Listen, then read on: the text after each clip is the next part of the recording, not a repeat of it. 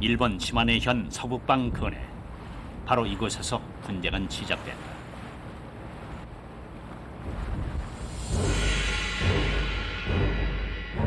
일본의 신문들은 자신들의 영해를 침범한 한국 어선을 납포했다고 발표했다. 바로 지난 7월 8일 일본의 5번째 한국 어선 납포였다. 곧 우리 정부는 이 같은 사태에 대해 공식적인 항의를 표했다. 그러나 돌아온 대답은 일본을 대표하는 하시모토 총리의 짧은 주권 주장뿐이었다.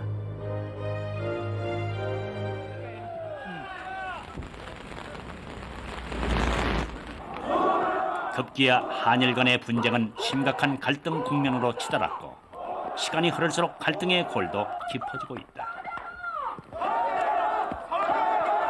中国はある程度九十九里まで達しましたけど、韓国はいつどうなるか分かりません。 일본은 한국이 영해를 침범하고도 반성하지 않고 있다며 목소리를 높였다. 그리고는 한일 간의 어업협정 자체를 일방적으로 파기하겠다고 강경하게 나오고 있다. 我が国漁業の存続を図るため残された道は現協定の破棄しかないことは明らかである。我々漁業者の忍耐はそれに限界を超えている。 외교 현안으로 떠오르고 있는 한일 간의 어업 분쟁. 과연 일본의 속셈은 무엇일까?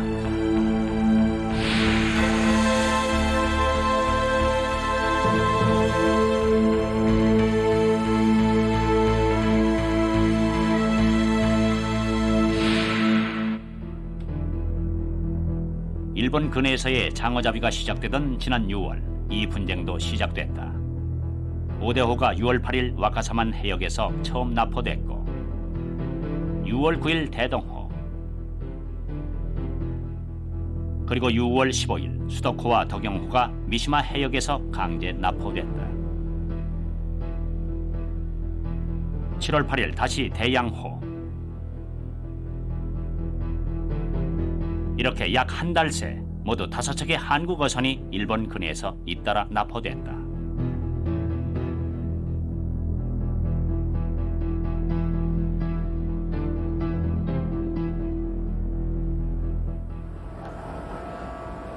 납포됐던 5척 중 3척의 배가 바로 이곳 통영선적이다. 지난 7월 3일 수도코와 덕영호의 선원들이 각각 50만 엔, 우리 돈 400만 원씩의 벌금을 물고 풀려나 돌아왔다.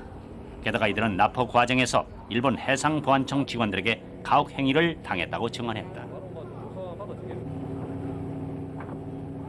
자기들 영해니까 어장을 양호를 중지하고 일본으로 자기가 따라가자 그러대요. 그래서 난 못 따라간다. 어떻게 너희들 마음대로 꺼가지고 인정해줄 수가 없다. 그럼 뭐 국제협력기구에서 뭐 유엔 협력기구에서 인정해줄 수 있는 뭐 내놔라. 우리 한국 정부에서 내놔라. 그러면은 내가 인정을 해주겠다 이랬더니 그런 건 없대. 무조건 납포해 간대. 그래가지고 그럼 수갑을 갖고 올라왔어요. 내가 수갑을 채우는 이상이 수갑을 채우지 마라. 왜 수갑을 채우느냐니까 일본 놈이 아니라 한 놈이 머리를 반복으로 때렸어요. 때리니까 이 한국 사람 팬이 아예 하고 막는다고요. 그러면 그놈들이 자기들한테 반항한 줄 알고 머리를 그건 잡아 그거 냈어요. 알아서 때리다 발로 밖에 사람 이제 pompom을 배를 지르고 때려가다 꺼내가지고 여기서 그 사람이 이제 구부러지잖아요. 맞아가지고 구부러지니까 그런 거 하니까 뭐 발로 이제 머리 뭐 차고 몸을 때리고 그러면 이제 그러다 이제 나중에 반항하니까 때리니까 가스총을 이제 정면에 내가 바로 3방 샀어요. 정면을 2방 사가지고 나중에 3방을 바로 정면에 바로 샀어요. 그래야 이제 이 사람 휴신을 해빼고. 문제의 해역은 우리 어선들이 주로해 지금까지 30년 이상 아무 일 없이 조업을 해오던 것이다. 그러므로 우리 어민들로선 날벼락을 맞은 셈이다. 때문에 우리 연근의 어업계엔 비상이 걸렸다. 바로 통영만 해도 타격이 커서 궁장어 통괄로선 140여 척이 발이 묶여 있다.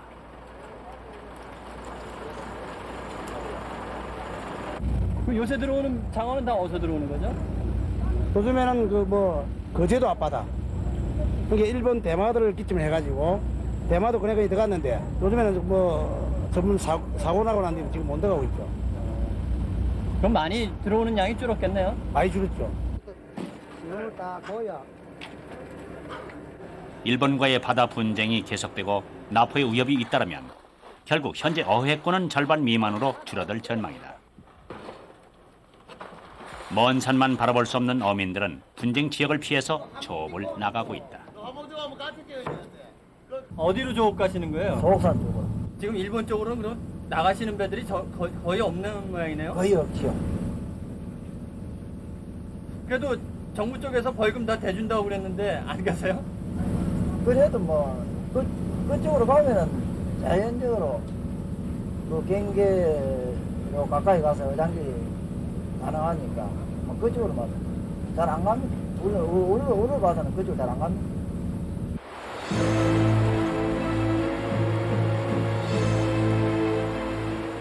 바로 문제의 일본 위시마섬 동북부 13마일 해역. 지난 6월 이전만 해도 고기잡이 어선들이 북적이던 공해상이다.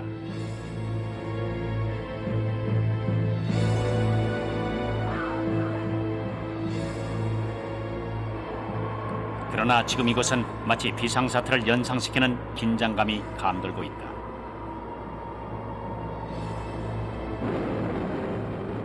군 작전 시에나 볼 수 있을 일본 정찰기에 일본 군함까지 순회하며 주변 바다를 감시하고 있다. 일본 군함 일측이 직선 기선 항로로 계속 천시 중입니다. 지금 우리 같이 방해 중에 있습니다.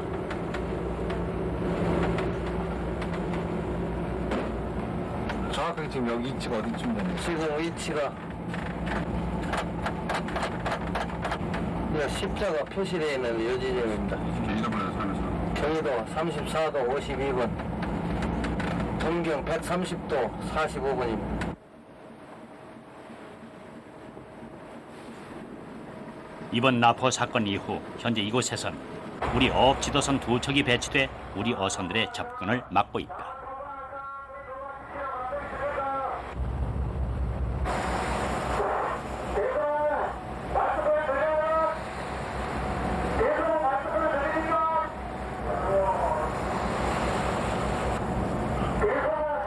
지난 나포 사건 이전까지만 해도 많을 때에는 우리 어선 수십여 척이 몰려서 조업을 하던 것이다. 그러나 나포 사건 이후 이 해역에서 한국 어선들은 거의 눈에 띄지 않았다.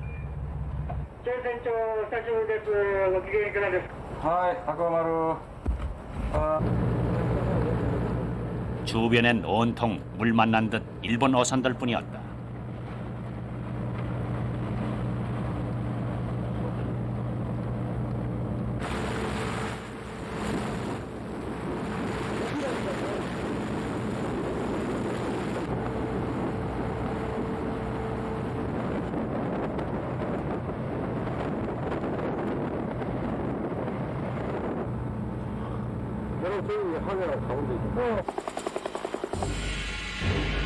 일본 해상보안청의 헬기가 수시로 사고 해역을 정찰했다.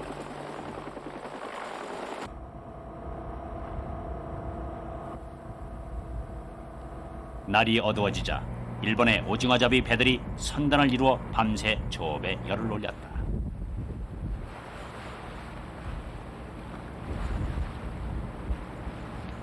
문제가 되고 있는 일본 신령의 바깥쪽에서 우리 어선 한 척이 불안한 듯 조심스럽게 조업을 하고 있었다.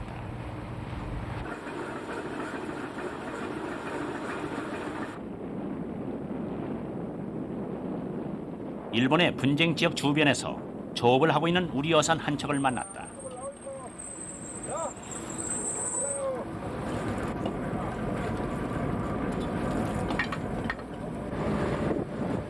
그러나 일본 쪽의 주어장 바깥쪽에서 서성이다시피 조업을 하고 있어 잡은 것은 형편없었다.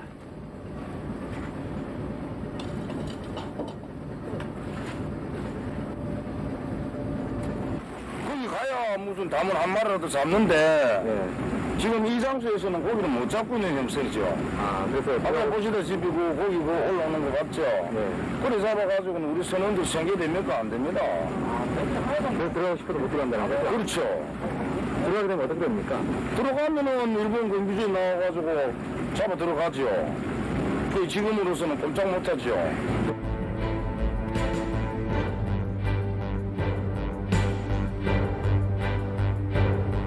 그렇다면 이번 분쟁의 직접적인 발단은 과연 무엇일까?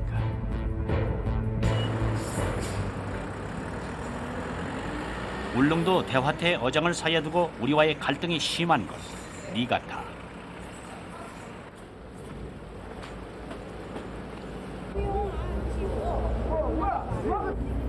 이곳 어민들은 이번 한국어선 납포 사건을 드러내놓고 반기는 내색이다. うちらとしては大変、喜んでる中で、これは、個々の考えやったけど、何かを起こさなければ国と国の問題やもんで、大きく物を動いて新聞からテレビ出んことには国が取り上げてくれんよ。それまで切羽詰まっとるじゃん。で何かせんならんなと思って考えとったがね、こう保安庁が飛行機で見つけたこれ非常に喜んでる漁師としては。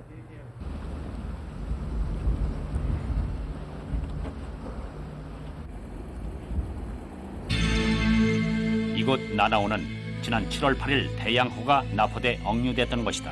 혐의는 일본 영해 침범.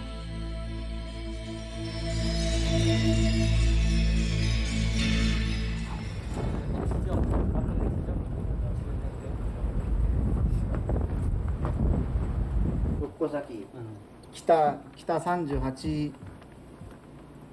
キロにそうに逃げちゃって、う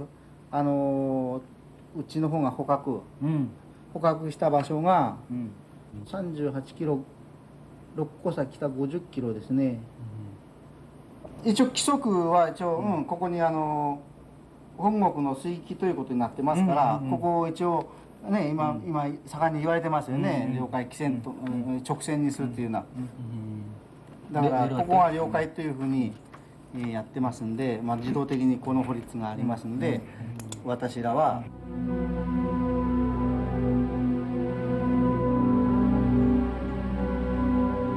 대양호는 이전처럼 일본의 영해 밖에서 조업 중이었다. 그러나 일본은 올 1월 1일부터 직선 기선에 따른 새로운 영해를 선포했고, 그에 따르면 대양호는 결국 일본 영해를 침범한 것이 된다. 그것은 앞서 납포됐던 다른 4척의 한국 어선도 마찬가지다.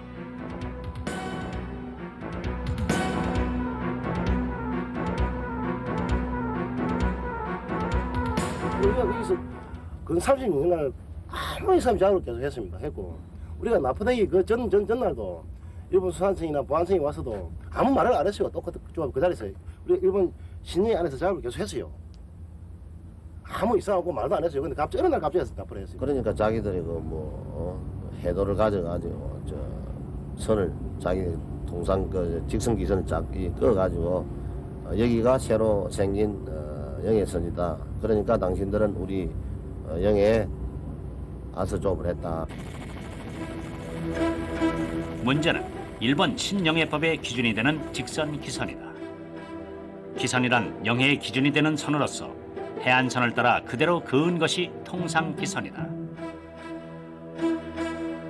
그러나 해안선이 복잡하거나 섬이 많을 경우 예외적으로 그 외곽을 연결해 영해 기준을 삼은 것이 바로 직선 기선이다.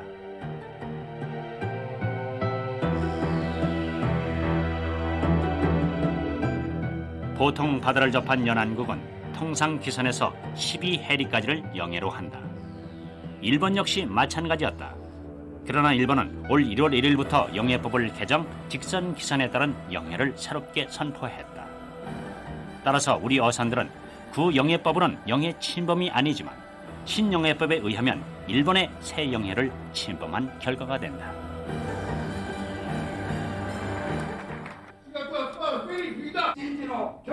일본은 왜 갑자기 영해법을 개정하고 직선 기선을 채택한 것일까? 지난 7월 23일 일본의 전어리아는 긴급 집회를 소집했다. 어민 단체장들과 국회의원들까지 모인 이날 집회에서 이들은 현재의 한일어업 협정의 일방적인 파기를 요구했다. 残された道が現協定の破棄しかないことは明らかである。我々漁業者の忍耐はそれに限界を超えている。この上は協定終了通告の実行期限を明確に示してもらうしかない。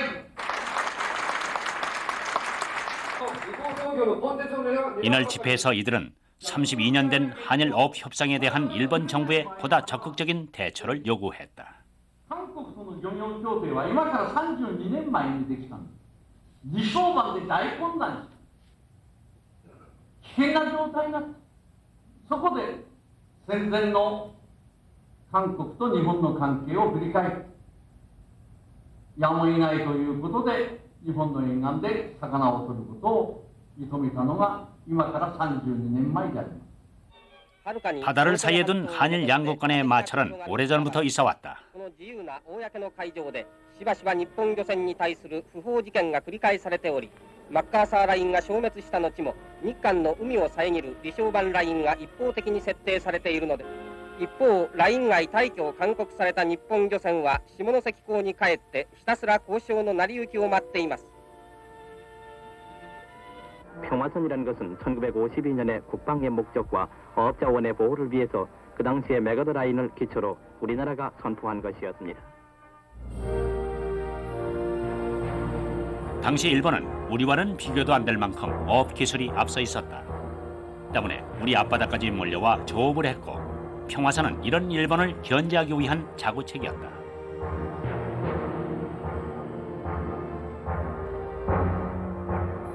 우리 정부는 이때 평화선을 침범하는 일본 어선들을 납포하는 등 강경하게 대처했고 일본은 끈질기게 항의를 계속했다.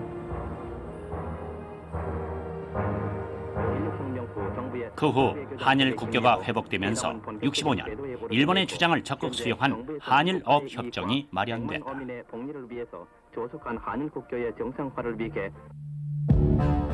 우리 해안에서 12해리까지를 고유의 어업 전관 수역으로 그 밖은 양측이 연간 15만 톤씩만 고기를 잡을 수 있는 공동 규제 수역으로 정했다. 결국 우리 어장을 일본에 내준 셈이었다.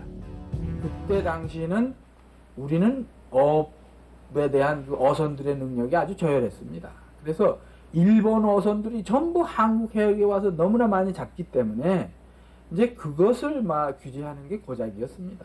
그때 일본의 전관 수역은 아예 논의의 대상조차 안 됐습니다. 왜냐하면 우리 어선들이 거기 가는 일이 없으니까. 그래서 일본 어선들이 어디까지 우리 해역에 와서 잡을 수 있냐면 12해리까지 더 안은 들어오지 말라. 그런 얘기였습니다.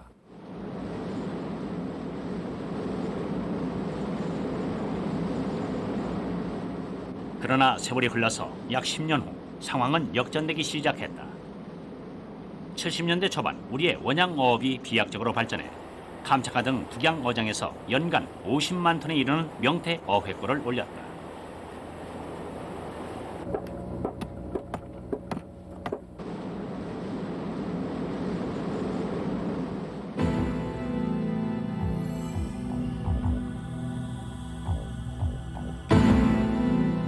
그러나 77년 미국과 구소련이 200해리 어업 수역을 선포하면서 우리 원양 어선단은 그 해역에서 쫓겨나 비옥한 북해도 어장 등 일본 근해로 몰려들기 시작한 것이다.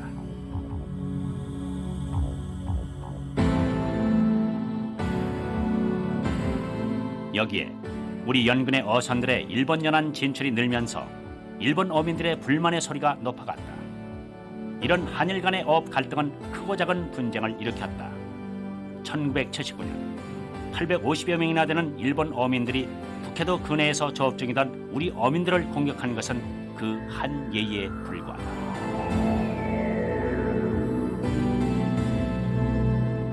(80년대) 들어 일본은 어업의 대대적인 구조 조정을 통해 잡는 어업에서 기르는 어업으로 전환했다. 그러나 한국 어선들의 일본 근해 조업은 계속돼 왔다. 이렇게 되자 일본 어민들은 한일 어업 협정의 개정을 주장해왔다. 이런 어민들의 압력을 명분 삼아 일본 정부는 지난해 6월 영해법을 전격 개정했다.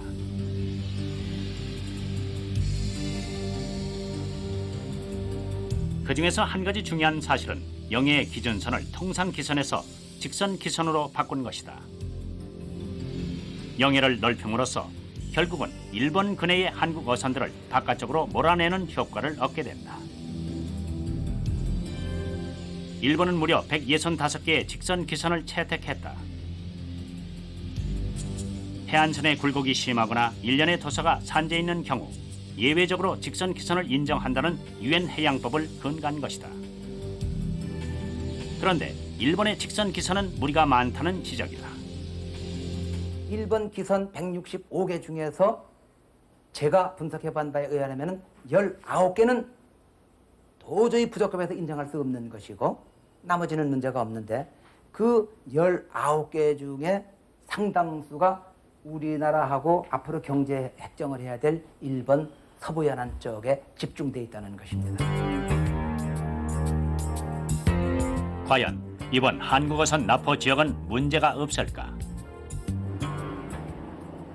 먼저 지난 7월 8일 대양호가 납포된 노도반도 북방. 전복 등이 잘 잡히고 해녀가 많기로 유명한 사도시마.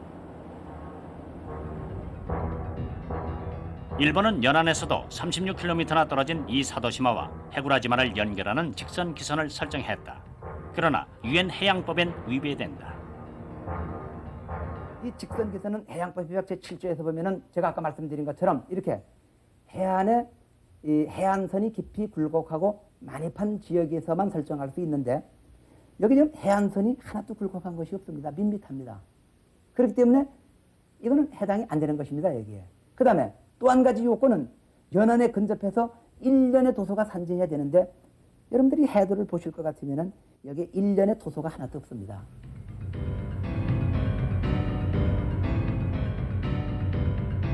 이번에 납포됐던 우려선 5척 중 3척이 문제가 됐던 지역은 어떨까?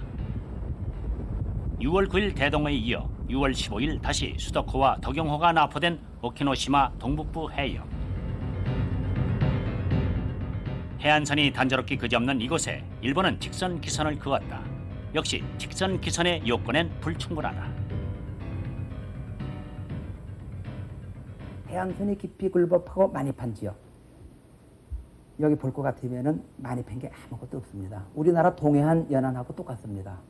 그 다음에 해안에 근접하여 1년의 도소가 산재한 지역. 뭐 1년의 도소가 산재 있지 않습니다. 그렇기 때문에 이것은 직선 기선을 그을 수 없는 지역입니다.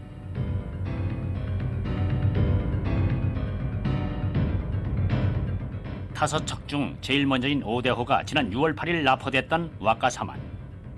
일본은 이 와카사만 입구 양쪽을 연결하는 과감한 직선 기선을 채택해 엄청난 면적을 영토에 준하는 내수로 편입했다. 리아스식 해안선이 이어지는 와카사만. 그러나 일본이 이곳에 취한 직선 기선은 유엔 해양법 만해 요건에 위배된다.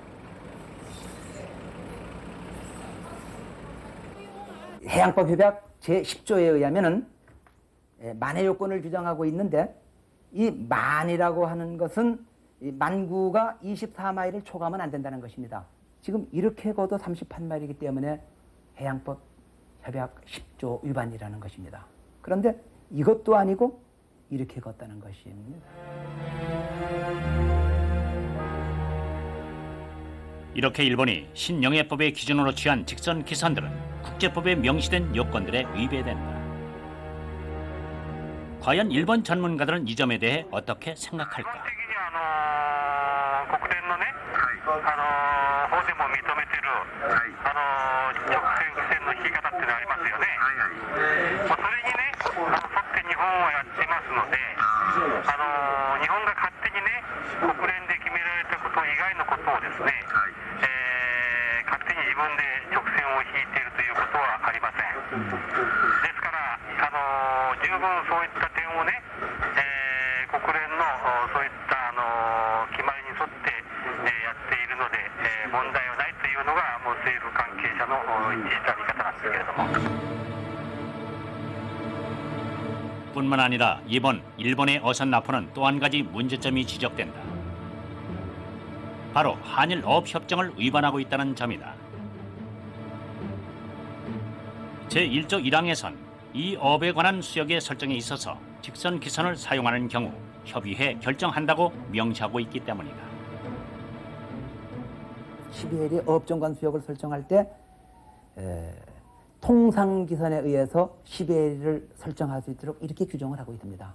만약에 양 당사국 중 어느 일방이 직선기선을 사용할 때에는 상대방 국가에서 협의해서 하도록 그렇게 규정하고 있습니다.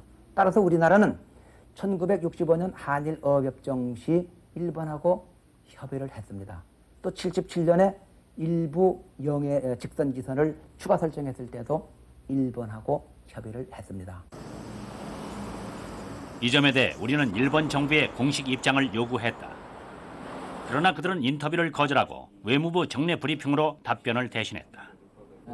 From this Article 1, paragraph 1, if one country wants to draw the straight baseline, it must be agreed by the other country. As far as the new straight baseline of the Japanese territorial waters is concerned, we do not think it necessary to consult each other.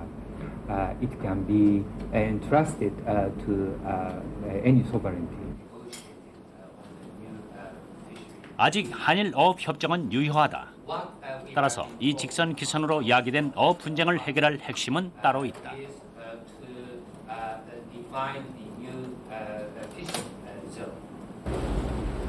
과연 일본의 국내법인 새 영해법이 우선하는가?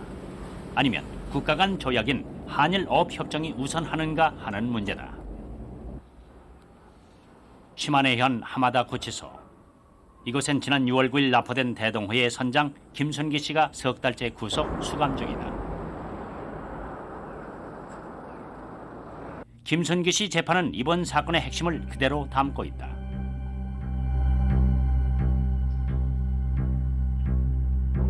일본의 직선 기선으로 기존의 한일 어업 협정에서 맺은 일본의 어업 전관 수역과 영해의 범위가 달라져 버린 데서 비롯된다.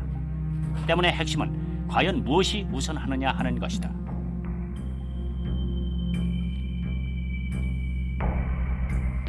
자신들의 영해법이 바뀌었으므로 유죄라는 것이 일본 검사의 주장이다. 이에 반해 김순기 씨의 변호사는 강력한 반론을 제기, 바로 한일 어업 협정, 다시 말해 국제법 우선을 주장했다.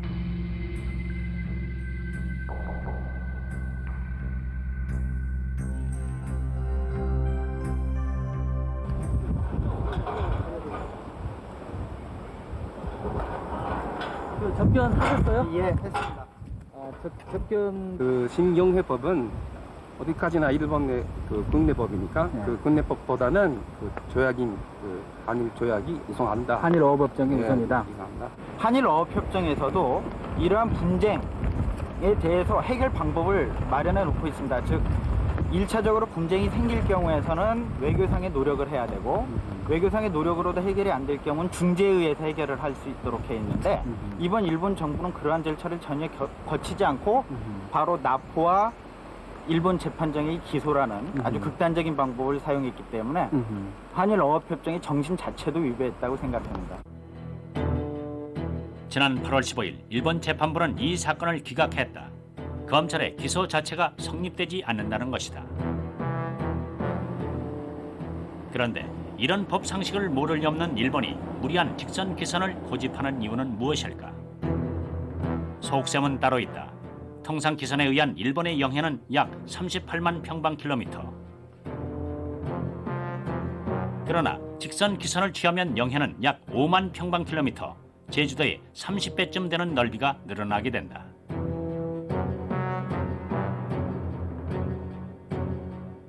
배타적 경제 수역 역시 엄청나게 늘어난다.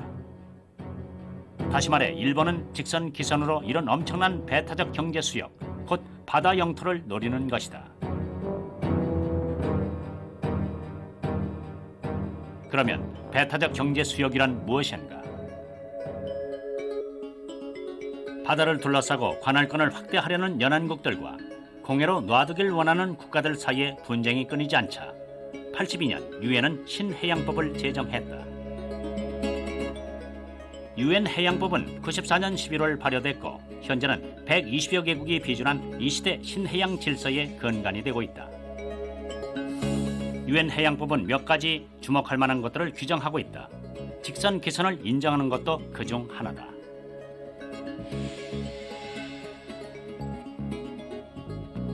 또 하나 새로운 것은 바로 배타적 경제 수역이다.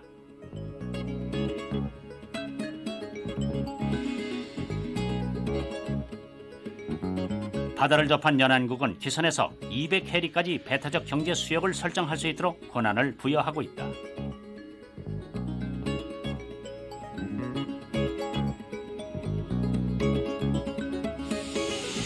연안국은 200해리 내 바다의 생물, 무생물을 망라한 모든 자원에 관한 총체적인 권리를 갖는다. 외국 선박과 항공기의 무해 통항권을 인정하는 것만 빼고는 영해와 다름없다. 때문에 육지 자원의 한계에 도달하고 있는 지금 세계 각국의 관심이 바다에 모아지고 있다. 세계 교역량의 75%가 바다를 통해 이루어지고 바다는 미래 식량 자원과 망간, 니켈 등 자원의 도구이기도 하다.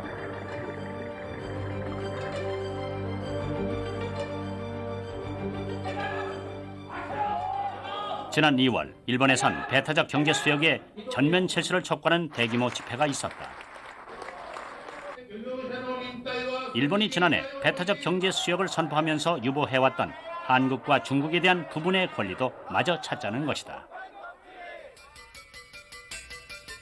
그러나 해결해야 할 과제도 있다. 특히 한중일 3국 간의 거리는 모두 400해리 미만으로 경제 수역은 필연적으로 중첩된다. 특히 제주도 남쪽은 한중일 3국의 배타적 경제 수역이 서로 맞물려 있을 만큼 복잡하다.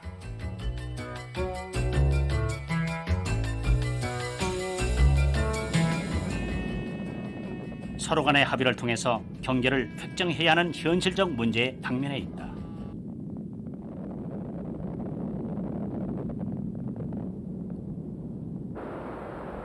독도.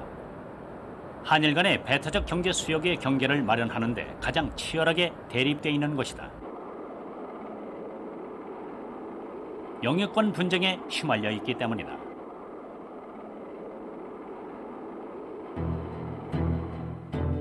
먼저 일본은 독도를 자신들의 영유권에 포함시켜 울릉도와 독도의 중간선을 경계선으로 삼고자 한다.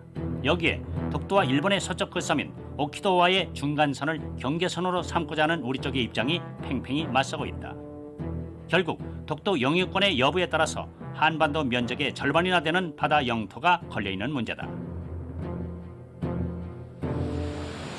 뿐만 아니라 한일 간 배타적 경제 수역에는 석유와 천연가스 매장의 가능성이 높은 7광구가 걸려있다. 현재 한국과 일본은 50년 기한으로 제7광구를 공동 개발 중이다.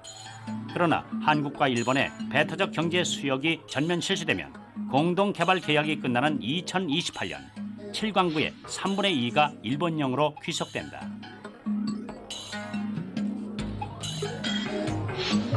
그러나 우리에게 한일 관계는 문제의 시작에 불과하다. 중국과의 관계는 넘어야 할 산이 더욱 높다. 중국은 95년 5월 15일 전국 인민대표자 대회를 통해 중국 영해의 기점이 되는 직선 기선을 발표했다. 그런데 중국은 산동 반도 끝에서 해남도에 이르는 전 해안에 걸쳐 무리한 직선 기선을 발표해 주변국들을 놀라게 했다. 유엔 해양법 협약과 국제법 원칙을 완전히 무시하고 철저하게 자국 이기주의에 근거한 것이었다. 특히 우리가 주목해야 할 것은 상해 앞쪽에 위치한 동도와 동남초. 유엔 해양법에 의하면 암초에 불과한 이 두 곳은 기점으로 삼을 수 없다. 대륙붕 개발이 시작되던 지난 70년, 한국은 중국의 동도 안쪽을 기선으로 가정하고 대륙붕 4광구의 경계선을 획정했다. 그러나 동도를 기점으로 하게 되면 경계선은 우리 쪽으로 훨씬 밀려 들어오게 된다. 결국 우리는 석유 부전 가능성이 가장 높은 이곳을 중국에게 내줘야 한다.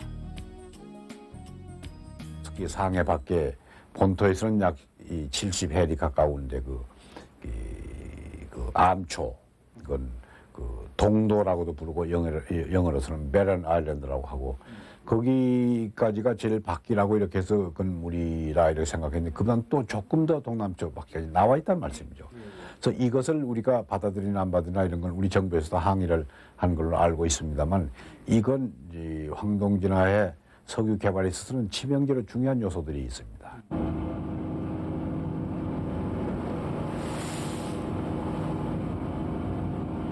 이렇게 배타적 경제 수역의 경계 획정은 국익의 문제다. 따라서 그 기준이 되는 기선은 절대적으로 중요한 것이다.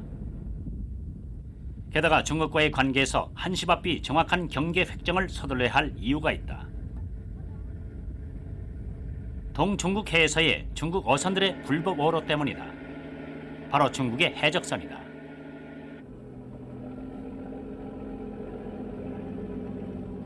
통영선적의 한일호도 바로 지난해 중국 해적선에 피해를 입었다.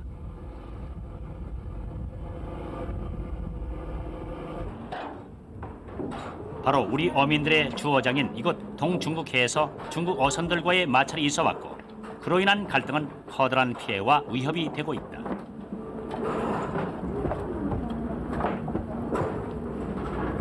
갑자기 나타나가지고 이래가지고 잡혀가지고 선장들은 뭐 전부 감금이 되고 뭐 다른 데들하고 연락할 수도 없이 통신기도 전부 두절을 시키고 선원들은 선원들대로 이제 전부 배에다 감금을 시키고 그래야 이제 꽃게는 저거 나름대로 저거가 전부 다 이제 가지고 갔습니다. 몇 개나 뺏겼어요? 약 세체가 한 3,000개, 3,300개.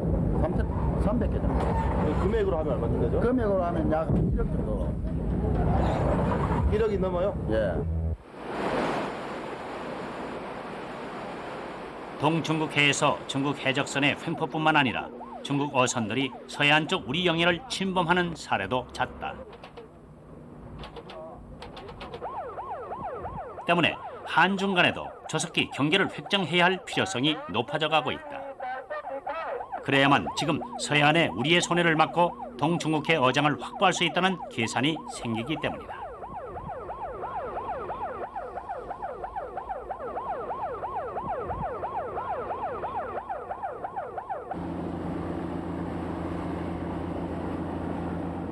이렇게 우리는 서해안은 중국과 동해안은 일본과 대립돼 있다.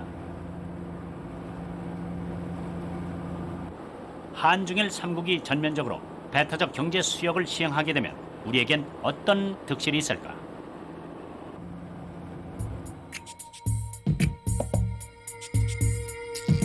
울릉도 동북쪽 대화태 오징어 어장과 북해도 동쪽 명태 어장을 잃게 된다.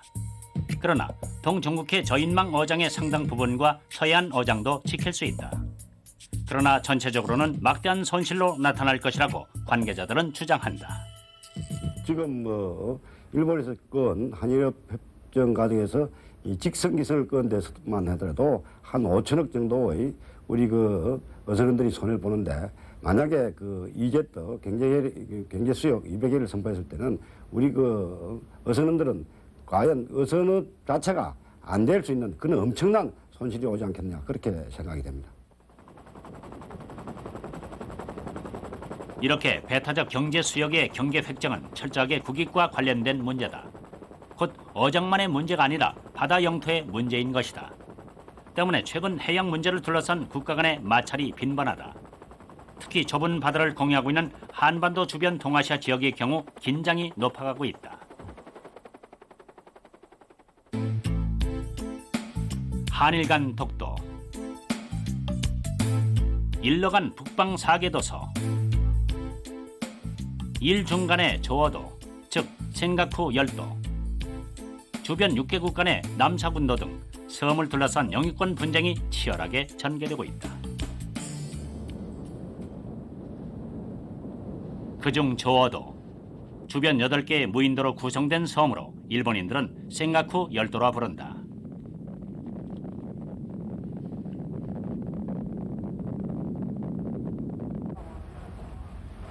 이것은 1894년 청일 전쟁 후 일본이 오키나와 현에 편입시킨 이래 실효적 지배를 해왔던 것이다.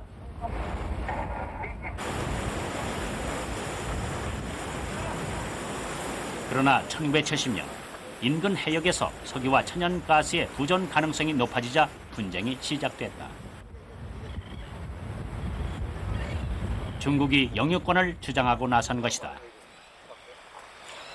이에 일본은 섬에 등대를 설치하는 등 자국의 주권 행사를 위해서 적극적으로 대응했다.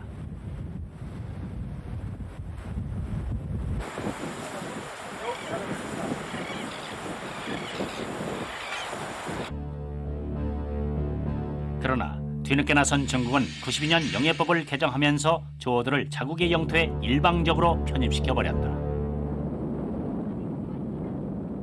일본은 실효적 지배를 들어 항의했지만 중국은 아랑곳하지 않았다.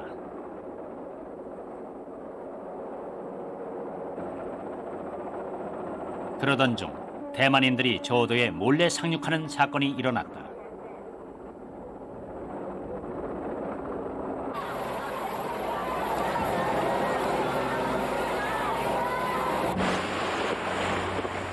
일본은 단호하게 나섰고 일대의 긴장이 고조되기도 했다.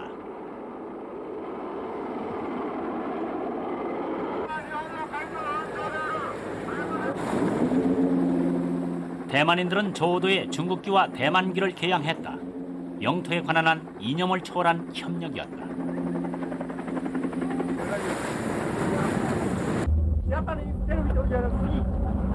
But the Taiwanese say the islands belong to Taiwan. No, belong to Japan.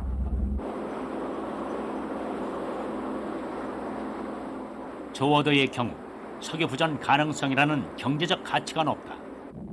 그러나 일본으로선 무엇보다도 중국의 태평양 진출 견제와 석유 수송로 보호라는 전략적 의미를 갖고 있다.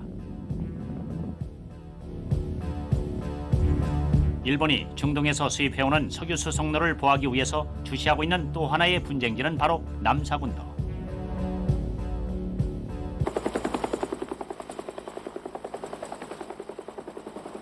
일본에서 말라카 해협에 이르는 해상 수송로의 한가운데에 위치한 남사군도는 주변 6개국이 영유권을 주장하며 무력 충돌의 가능성까지 보이고 있다.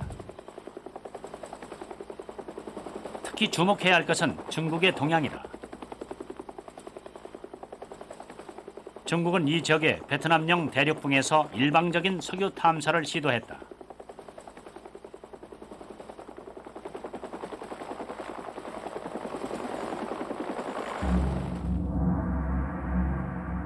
이를 위해 92년 5월 중국은 미국의 석유 회사 크레스톤사와 탐사 계약을 체결했다.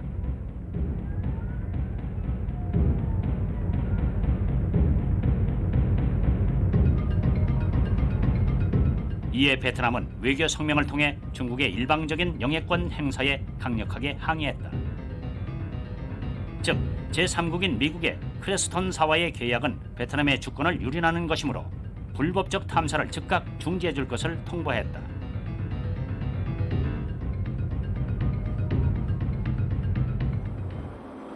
그러나 중국은 크레스톤사 측의 향후 시추 활동이 제약을 받을 경우 중국이 해군 지원을 하겠다고 약속했다. 곧이어 중국은 이 일대에 대대적인 군사 시위를 벌였다. 결국 베트남은 항의를 하는 것으로 그쳐야 했다.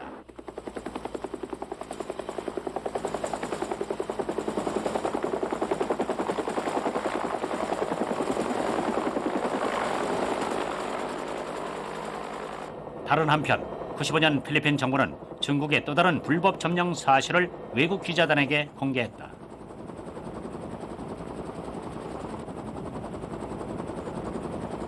중국이 필리핀령 미스치프 환초를 불법 점령, 그 위에 중국어선 피난처라는 구실로 인공 건물과 위성 안테나 등 군사 시설을 마련한 것이었다.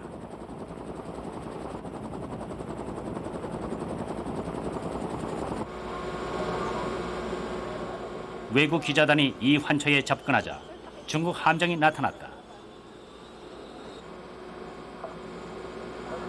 이렇게 중국은 남중국해의 영유권 문제에 강력한 힘의 논리로 대처하고 있다.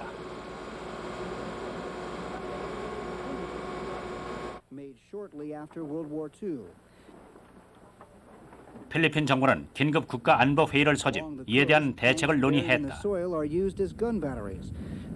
These are Stalin 3 tanks, which were developed. 그러나 주변 섬에 군 병력을 배치시켰을 뿐 정작 미스치프 환초에는 아무런 조치도 취하지 못했다.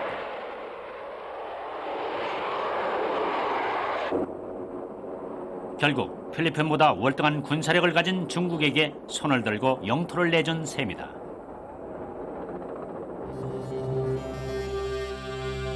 이미 중국은 무력으로 74년 서사군도, 88년 베트남령 6개 환초 점령에 이어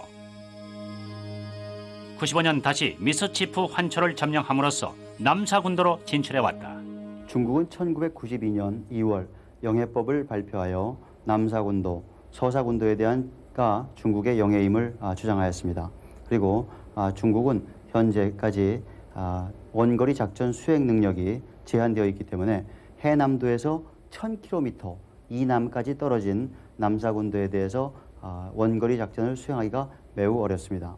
그래서 중국은 1988년, 1992년, 그리고 1995년에 걸쳐 베트남, 그리고 필리핀과 같은 자국의 방위력이 약한 국가에 대해서 점진적이고 조용한 방법을 통해서 1개, 2개의 도서를 점령하는 그러한 조용한 군사 외교를 취해왔습니다.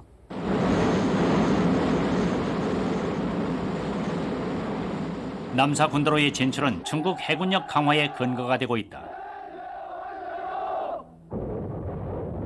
중국에서 1000km 이상 떨어진 남사 군도를 지키기 위해서는 원양 해군이 필요한 것이다.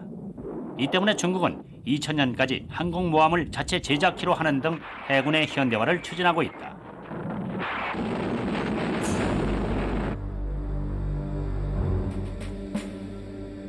중국은 남중국해까지 진출, 이 지역을 기반으로 태평양까지 진출하려는 계획을 갖고 있다. 군사력을 등에 업고 패권주의 경향을 서서히 드러내고 있는 것이다. 그런데 중국의 해군력 확장은 일본의 전수방위구역과 충돌, 긴장이 고조되고 있다. 미국의 수빅만 철수 이후 생긴 힘의 공백이 야기시킨 현상이다.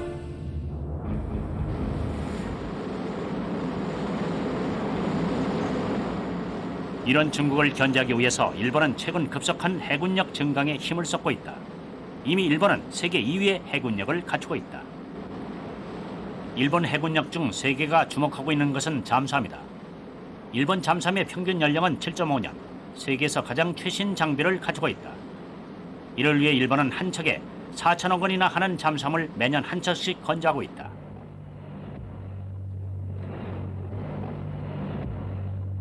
일본은 또한 세계에서 성능이 가장 뛰어난 대잠 초계기 P3C기를 무려 100기나 보유하고 있다.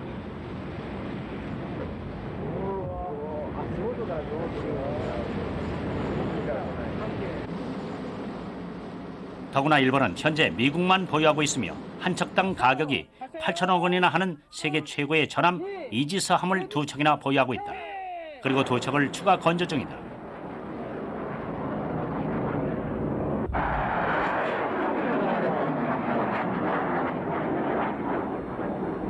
여기에다 미국과 일본은 오는 9월 미일 신안보 지침을 마련할 계획이다.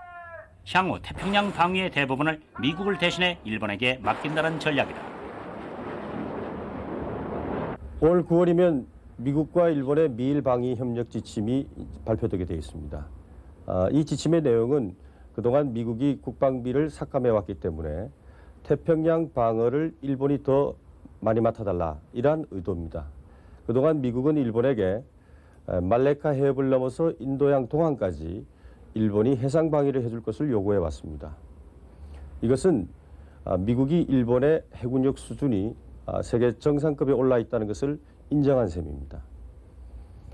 200해리 배타적 경제 수역을 방어하는 데 있어서도 일본은 충분한 능력을 갖추고 있다, 우리가 이렇게 평가할 수가 있습니다.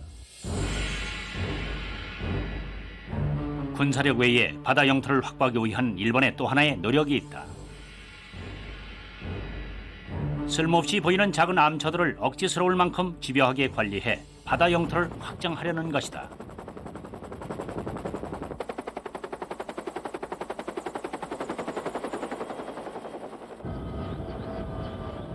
일본 본토에서 1000km 이상 떨어진 무인도 미나미시마. 이곳에 일본은 기상 관측 시설과 통신 기지를 세우는 등 유인도를 만들기 위한 노력들을 기울이고 있다. 바로 배타적 경제 수역을 가질 수 있는 섬의 요건을 갖추기 위해서다.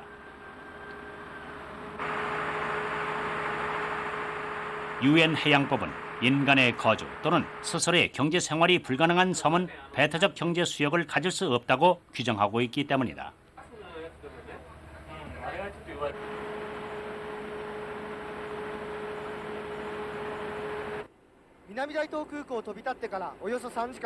일본 화산열도 최남단, 동경에서도 1700km나 떨어져 있는 오키노 도리시마는 그들의 영토에 대한 집착을 잘 보여준다. 물이 빠지면 둘레가 해면에 어렴풋하게 보이는 환초 오키노 도리시마. 그러나 만저시엔 겨우 두 사람이 올라설 수 있는 정도로 작은 두 개의 암초에 불과하다.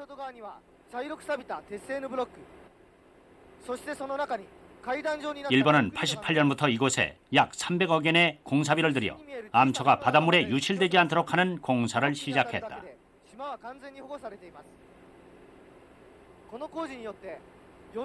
암초 주위에 철제 방파제 블록 9,900개를 세우고 3년에 걸쳐 콘크리트로 둘레를 높이 쌓는 대대적인 보강 공사였다.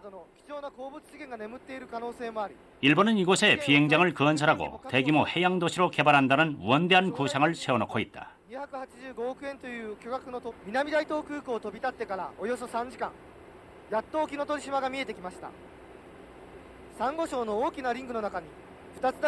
만일 이곳이 섬으로 인정을 받는다면 40만 평방킬로미터, 다시 말해 일본 본토와 맞먹는 배타적 경제 수역을 갖게 된다.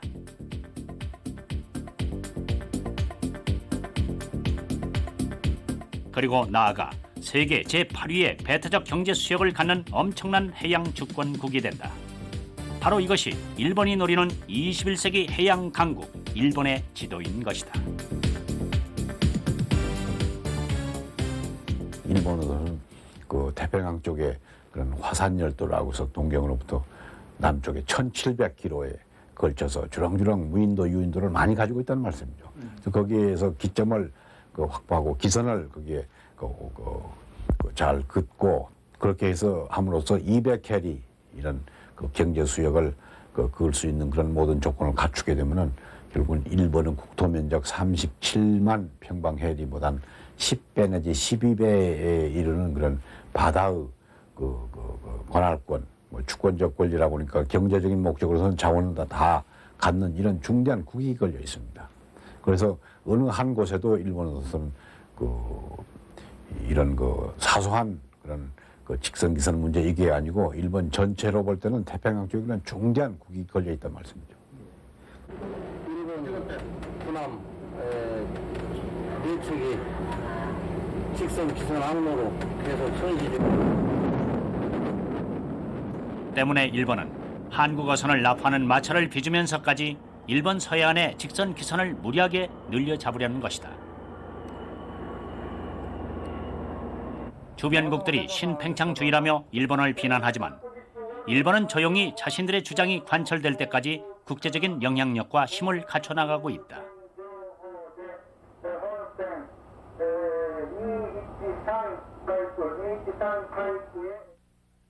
그러나 우리는 어떤가? 어민들은 이번 일본의 우리 어선 납포에 대해 정부가 미온적이고 소극적이었다고 토로한다. 그리고 이게 무슨 개인적인 싸움이 아니고 영토 싸움입니다. 영토. 우리가 알기로는 1마일이 1860여 년까지 알고 있습니다. 그게 일본 통상 기승이 이래 수백 마일이에요. 상당히 우리나라 여기도 몇백 배 되는 그런 넓이입니다. 영토를 빼앗기는데 우리나라 한국 정부에서 무엇을 하고 있는 건지 알 수가 없어요.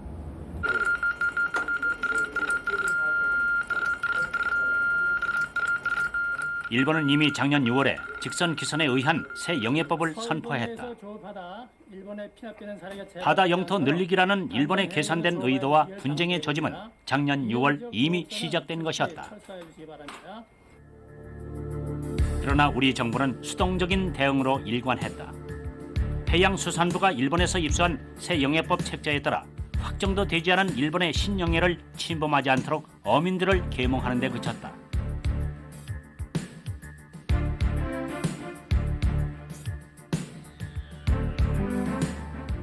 그러나 이번 분쟁은 어업만의 문제도 어민만의 문제도 아니다.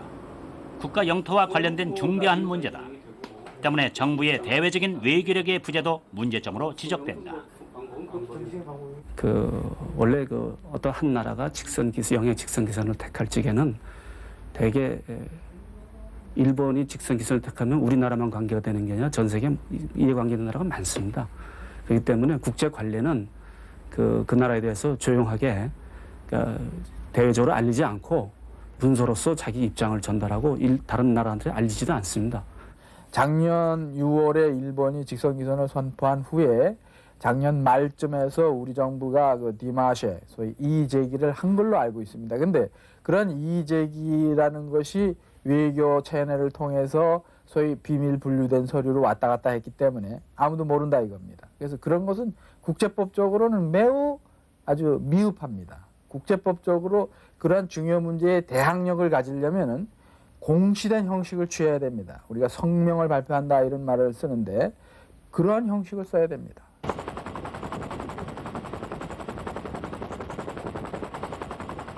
우리나라 수출의 물동량의 99.8%가 바다를 통해서 오갈 만큼 우리의 바다 의존도는 높다.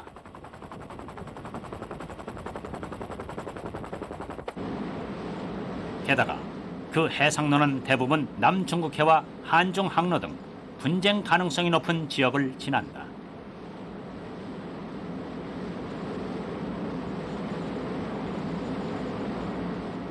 결국 바다 영토를 지키는 싸움은 국력, 더 구체적으로는 해군력을 바탕으로 한 군사력의 문제로 귀착된다.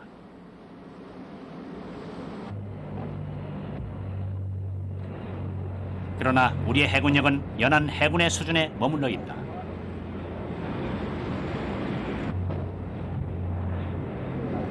현재 우리의 해군력의 지수는 일본의 3분의 1, 중국의 4분의 1에 불과하다.